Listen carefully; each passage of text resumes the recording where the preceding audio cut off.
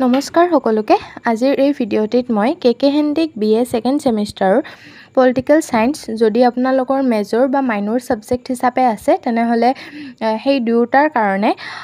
Assignment যোনখন question paper আছে সেই অ্যাসাইনমেন্ট কোৱেশ্চন পেপাৰখনৰ প্ৰথম কুৱেশ্চনটো আছিল গেব্ৰিয়েল এলমণ্ডৰ গঠন আৰু কাৰ্যবিষয়ক দৃষ্টিভংগী আৰু ইয়াৰ সমালোচনাসমূহ ব্যাখ্যা কৰক এই কুৱেশ্চনৰ এনসাৰটো মই আপোনালোকলৈ লৈ আহিছো আপোনালোকে ভিডিঅ'টি শেষলৈ চাব আৰু ইয়াৰ বাকি থকা কুৱেশ্চনৰ এনসাৰসমূহ মই অতি সোনকালে আপোনালোকলৈ লৈ আহিম আৰু আসামিজ যদি আপোনালোকৰ মেজৰ বা মাইনৰ সাবজেক্ট হিচাপে আছে তেনেহলে আসামিজৰো গুটেই কেইটা কুৱেশ্চন এনসাৰ মই আপলোড কৰিছো আপোনালোকে চাই ল'ব লগতে ভোকেশনাল কোৰ্সৰ ইন্ট্ৰোডাকচন টু যোগা সেইখনৰো গুটেই কেইটা কুৱেশ্চন এনসাৰ মই আপলোড কৰিছো আপোনালোকক যদি লাগে সেই কেইটা ভিডিঅ' চাই ল'ব আৰু আপোনালোকেও অলপ সহায় সহযোগিতা কৰিব ভিডিঅ'সমূহ শ্বেয়াৰ কৰিব আৰু যদি ভিডিঅ'সমূহ চাই ভাল পায় তেন্তে প্লিজ লাইক কৰিব লগতে আপোনালোকৰ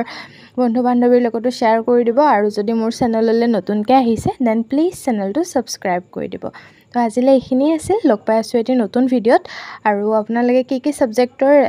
কুৱেশ্চন এনসাৰ চাবলৈ বিচাৰে নিশ্চয় কমেন্ট কৰি জনাব Thank you.